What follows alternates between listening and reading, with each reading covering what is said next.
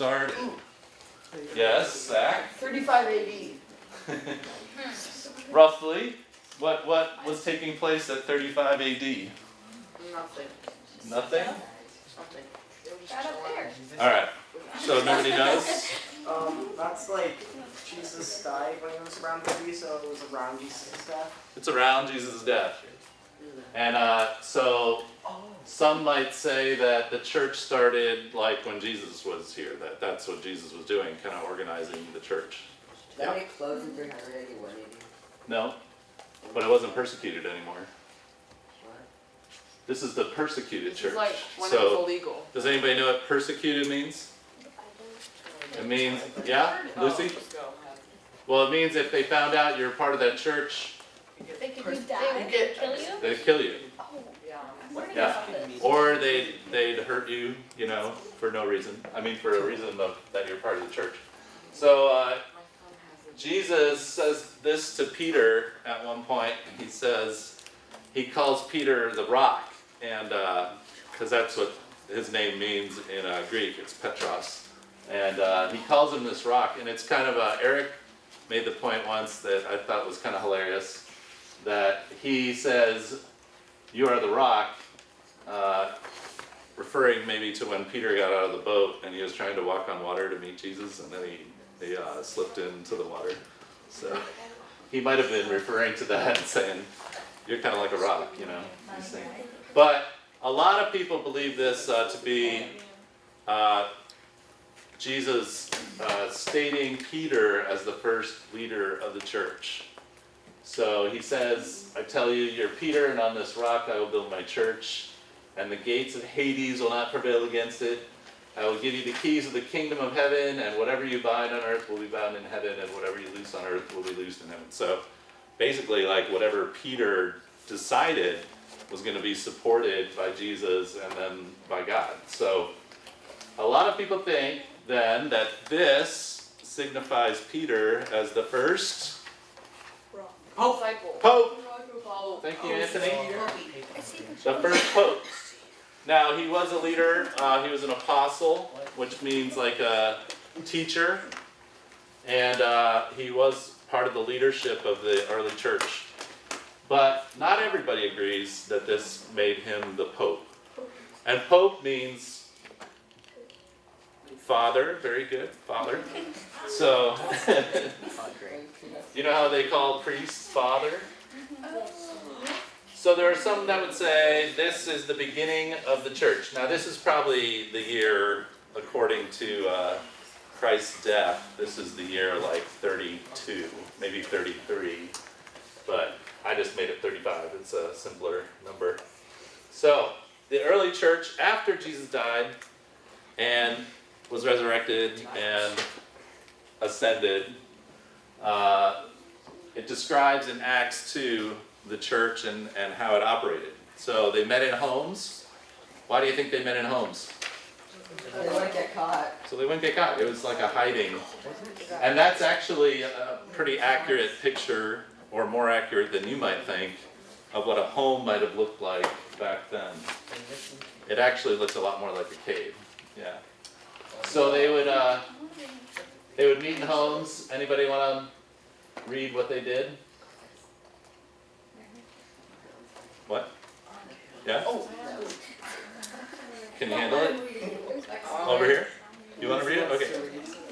Life among the believers. Acts 2:43. Awe came upon everyone because many wonders and signs were being done by the apostles, Which are like the leaders of the church. They were the ones that really did all the teaching. You guys. 44 who believed were together and Well, that's the verse number 44. Oh, okay. All. All who believed were together and had all things in common. They would sell their possessions and goods to distribute proceeds to all as any had need. Day by day they spent much time together in the temple. They broke bread at home and ate their food with glad, generous hearts, praising God and having the goodwill of all people. And day by day the Lord added to their number those who were being saved. So that's description of life in the first church, you know, like this is Acts 2, so it's right after the Gospels. And so what were some of those things that the church did? Yeah? Didn't they save people? They saved people? What it says at the bottom? Yeah. It says we're being saved. Numbers were added, so it was attractive. People wanted to be a part of this church. They would sell their possessions and goods. So they had a pool of money and just distributed it evenly. What do you think about that? It's kind of socialistic, isn't it? You like that? Yeah. Did you know if everybody on like the world had the same amount of money, they would all have 11K? There would be what? $11,000 for everybody. Oh, okay. I like that. Interesting. No, Zach, no, you not like 11. Yeah. Anybody else? What else did the church do? It's actually 11,000. They ate together. They spent time together. But it was all in secret. Yeah. They would sell their possessions. I just said that. He just said He just said that. Okay. And they had this secret symbol. This is called, this word is called ichthus. Anybody heard of that? I think I Ichthus? have. Yeah? So that's actually the spelling in Greek, ichthus. And it means Jesus Christ, Son of God, Savior. And this was the secret way of identifying other Christians, which they weren't really called Christians yet at this point, but they were called, followers of the way. And so they would have a secret symbol. Hey, are you one of us? And they'd actually draw it in the sand. And have you seen that? What do you know what it is? The fish symbol? The fish. Very good. So one person would draw this. This would be like the code, you know. Real secret. The red dog ran west, and then you would say, Real you'd finish the fish. So at first you're just drawing an arc. Nobody's going to get in trouble for that. But then the symbol finished itself with the fish symbol. And I'm really not sure why they chose a fish symbol. It's easy to draw. But It's easy to draw. It's not It's like easy to too draw. detailed, it's not like an elephant or a Yes. giraffe. I see you've thought about it. Thank you. Thank you. But the reality is the church wasn't nonstop persecuted for those 300 years. There were times where it was really bad. And then there were times where it was like not as bad and not necessarily peaceful, because there was always kind of the threat that it was going to come again. But it really depended on the emperor and how much they liked or disliked Christians. Definitely, usually the emperors really disliked the Christians because of their superstitions. They also felt like Christians were cannibals. You know why? What? You know what a cannibal is? Yes. Why do you think they thought they were cannibals? They eat like bread, and it's like symbolizes Jesus' body. Yeah.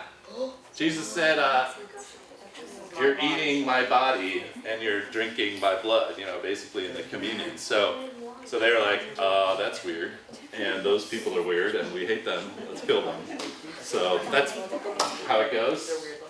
But actually, it's been estimated more Christians have been martyred in the last 50 years than all that time under the persecuted church. And there are still persecuted churches today. But we're talking about like the church. What does martyred mean? Martyred means killed for your beliefs. Oh, Isn't it like murdered? Murdered is just killed. Martyred is killed for your beliefs. martyred is a type Good? Moving on. I know. How many different types of murder? Yeah. Did you know that? Martyr? Murder. Yeah. Yeah. Okay. Good questions, you guys. That's a good question. Take a deep breath. Take a deep breath. Breathe in. Breathe out. Don't laugh. Don't talk.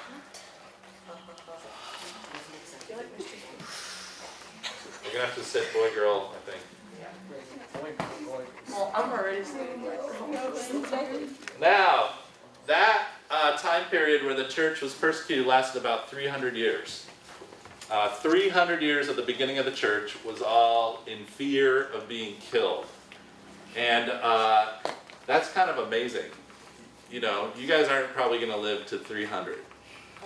But sometimes waiting like a month is really hard. Like especially around now when you're like, oh my gosh, it's almost Christmas. Oh my gosh. And it's really hard to wait that long. But imagine having to wait 300 years.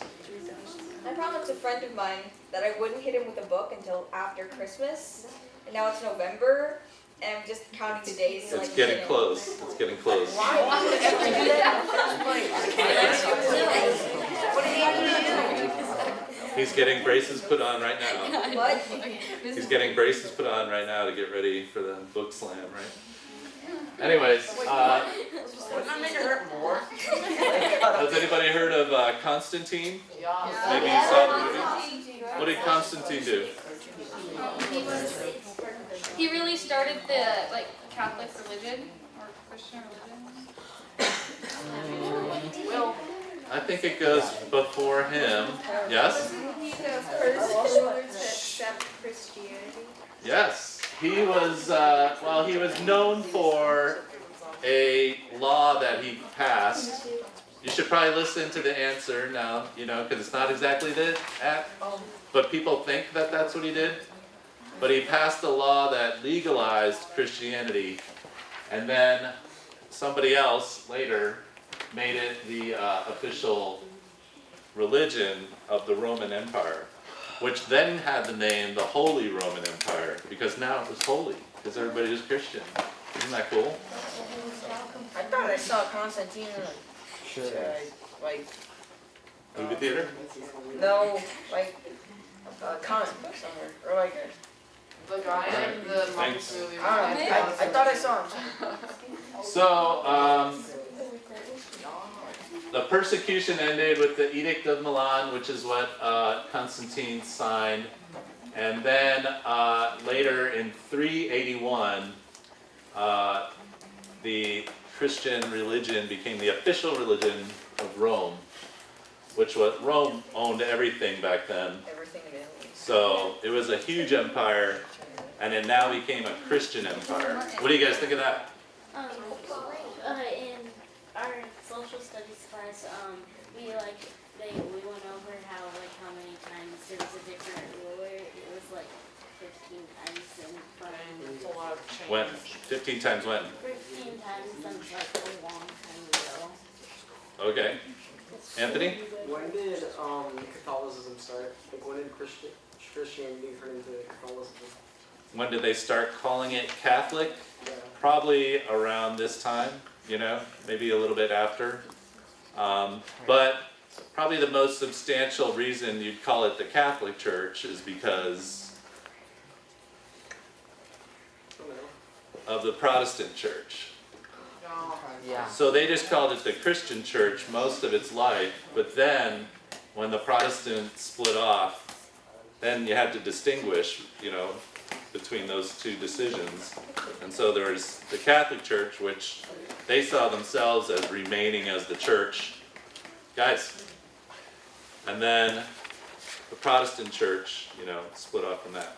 Lexi, Okay, so is this going to have anything to do with what we're talking about? yes, Okay. has stuff to do with words, Catholic and Protestant Church. So there's a show that I watch. It's called Italia. It's about the personifications of countries as people. It's really racist, but it's hilarious. But England handled his liquor. So when he was at a bar, he said he was laying down and screaming, "Am I Catholic or Protestant? God, I don't know." So yeah, that's all. Okay.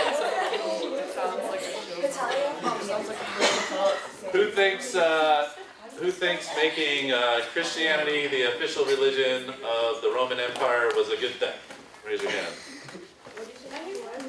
Who thinks that making Christianity the official religion of the Roman Empire was a good thing? Raise your hand.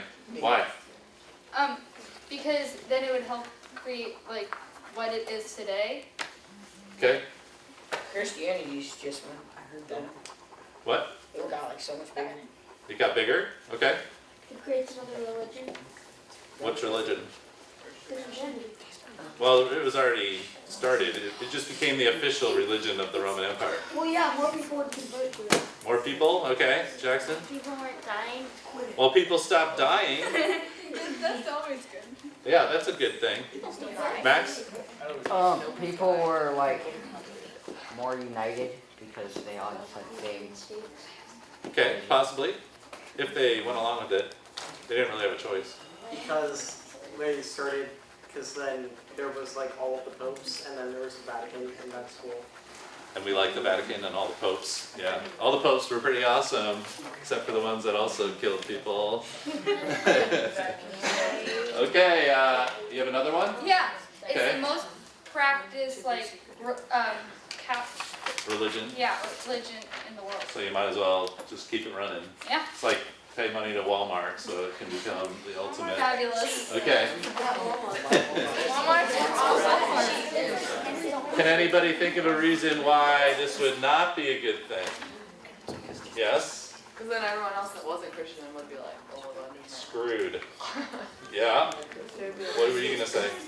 Can't say that. Okay. So anybody that's not a Christian in Rome, what are they doing? Do you know what they're doing? They're becoming a Christian. They're getting killed. Oh, never mind. Oh, well. So as soon as the church stops getting killed, it starts killing other people, which is really an awesome value. I understand why we can't do a reenactment of this. It's just pure Yeah, kill. yeah. Just kill people for So another reason this is bad is because all the laws after this point favor Christianity, and they are able to have, it's like when somebody dies, they give money to the church. Have you ever heard of that? Like a lot of stuff we have at the church is because somebody died and gave money. That's sad. And We're sitting on these couches. that became legal under this time period. So what happened was the church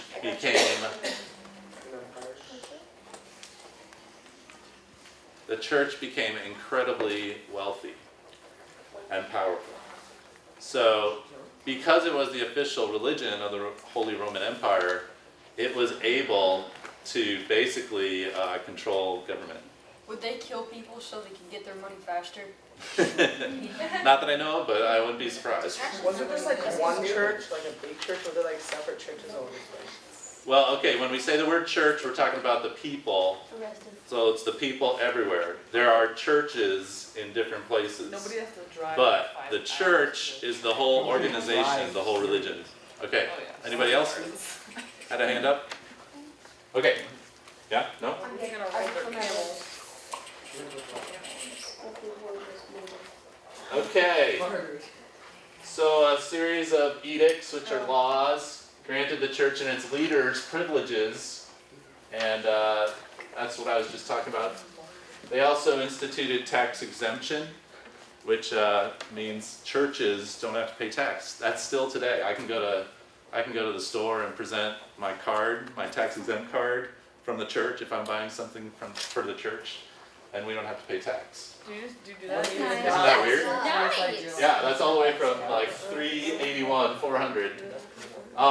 The other thing that the church did after a while was they sold indulgences. Do you know what that is? We learned about that. Social We studies. learned about it. Okay, what'd you learn? Well, I forget. I knew it. I knew you were We're learning about it. Max? Isn't it like a piece of paper that means you're gonna be forgiven and go to heaven? Yeah. So if you did something that deserved punishment, hey, if you did something like bad, you sinned, you would go and confess those sins to a priest, and then they would sell you forgiveness. Oh, that's nice. What? And it depended what you did wrong. Like, so some people would have to owe a lot of money Because to, they if they you know killed what I mean? somebody, then they would if murder they killed somebody, You get $100. Wasn't there like only those like lots of rich people that did that? that had to pay the fees. Well, probably. I mean, because there wasn't a middle class.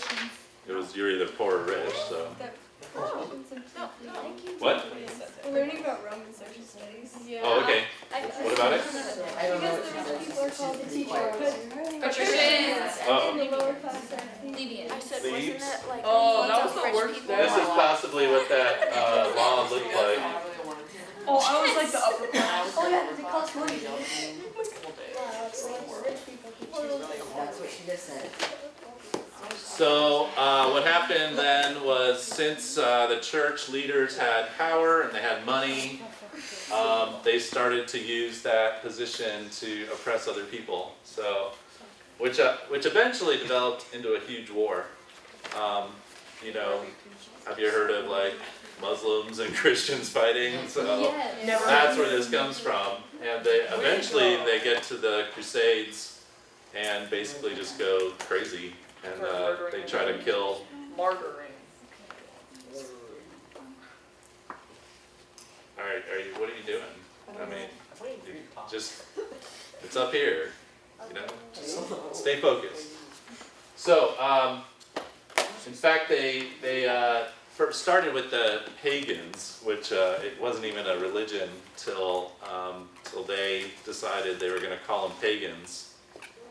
Aren't pagans just like a big group of different religions that were pushed into one box? Yeah, and they were kind of living on the outskirts, and pagan sort of means rural. So it was like people that were living away from the cities. So they started with them and basically tried to kill them, which was great.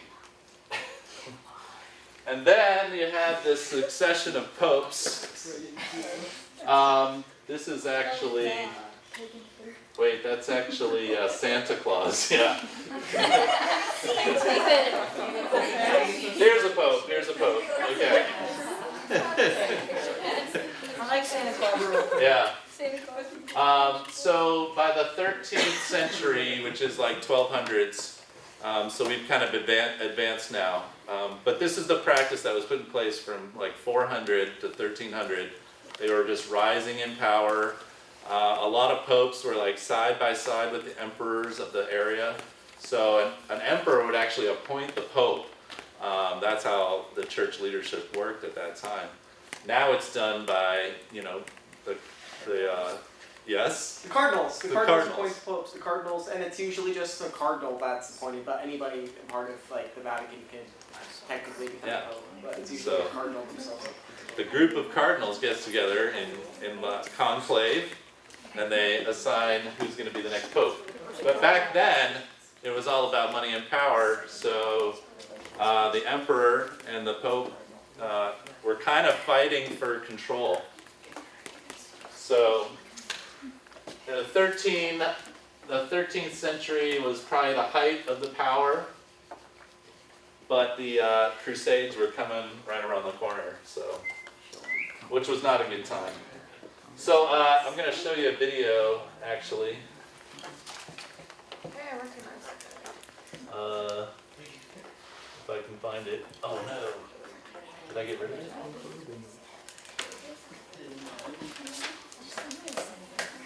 Oh no. I'll have to search for it.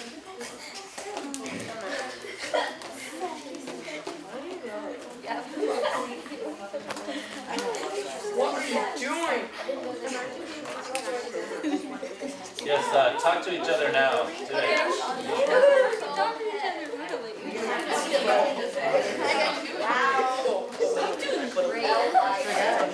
A lot of the stuff in world religions, it's stuff I don't know. Have you ever like in world stories than you from world history? World Coco has about so far like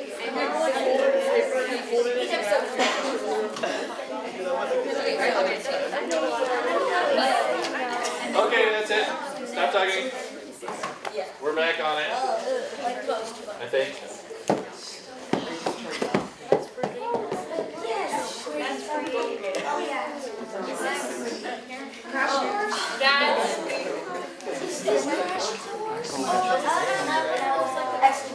Oh, we gotta put the sound on.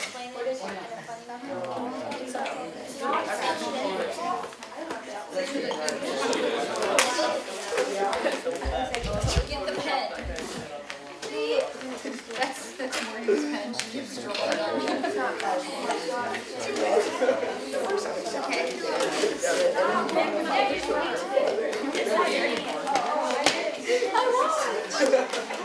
Morgan, you're not filming. Okay, here we go.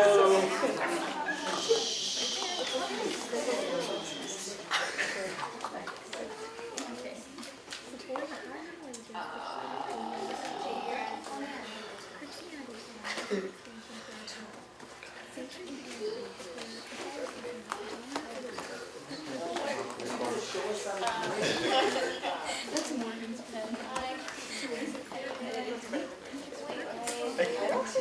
Authority. At this time, the German Empire was under the rule of Otto I the Great. He created a strong alliance with the church by appointing officials who were loyal to him. He also allowed the church to have authority over some German lands. This was the beginning of the renewal of the Holy Roman Empire. Otto III, who ruled from 983 to 1002, made the capital of his empire Rome and declared himself Emperor of the Romans. Otto was attempting to revive the Western Roman Empire, which had deteriorated during the 5th and 6th centuries and became independent cities ruled by Germanic nobles. After declaring himself emperor, Otto appointed non-Italian church officials, which was answered with rebellion. He was eventually forced to flee Rome and died before he could return. The rulers that held control over the empire from 1024 to 1125 were known as the Salian emperors. They attempted to centralize control and lessen the authority of other powers like nobles and dukes. Henry IV, who ruled from 1056 to 1105, helped the German monarchy reach the height of its power, but he also started a bitter argument with the reigning pope. Like Otto III before him, Henry argued with the reigning pope, this time Gregory VII, over who had the right to authorize the appointment of officials. This action is known as investiture. This fight, known as the investiture controversy, led to both the king and the pope renouncing each other's positions. Because German nobles were loyal to the pope, the king had to renounce some of his authority by begging the pope to recognize him as king. After the investiture controversy, German nobles defied the king's authority, leaving the German monarchy lacking in power.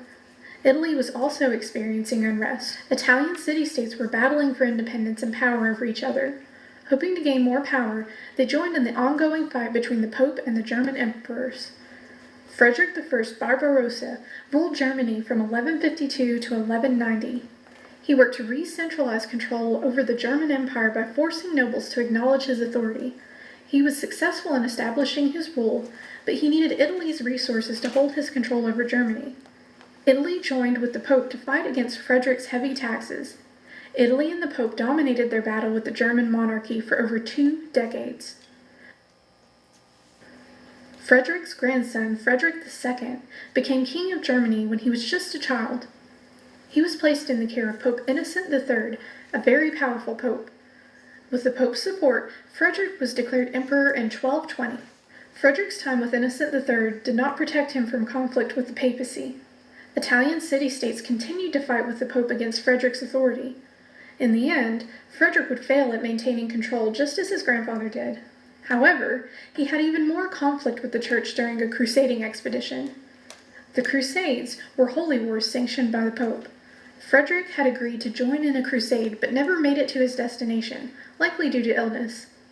That crusade was a failure for the church, and Frederick was excommunicated by the Pope. When Frederick joined another crusade despite his excommunication, the Pope excommunicated him again. Frederick then successfully gained control of Jerusalem, only to be excommunicated a third time by the Pope.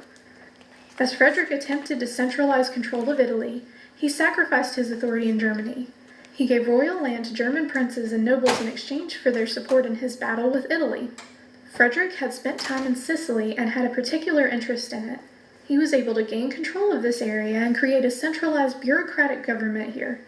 He created a uniform currency, abolished internal tariffs, and encouraged commerce. Frederick successfully gained control over the Holy Roman Empire in Germany and Italy, but after his death in 1250, the empire collapsed. Frederick's son ruled unsuccessfully for a short amount of time before dying. The papacy's apparent victory over Frederick's successors cost the church some of its credibility. The Pope had abused his spiritual power when he battled against Frederick and the Hohenstaufens. The actions of the Pope mirrored those of the princes and aristocrats. The Holy Roman Empire never again reached the height it did under Frederick I Barbarossa. Future emperors avoided conflict with the volatile Italian city-states. They also stopped seeking the imperial crown from the Pope. German monarchs slowly ceased their attempt to gain power over German nobles. Germany fell into political disunity. All right, good stuff. So what did you notice about that description? Why were there so many things about Germany? Well, it was going on in Germany and Europe and a little bit in Eastern Asia. That's where all this was happening. So, Italy, France. So yeah, she tended to focus on Germany. But did you see how the popes had this incredible power? I mean, it was the popes who had armies that went out and did the Crusades, the holy wars. So it was a really mixed up leadership. So, it started over. That was nice. Then a funny thing happened. The cardinals formed their conclave and elected a second pope at the time. And this was Pope Clement. So at one point they were, did you see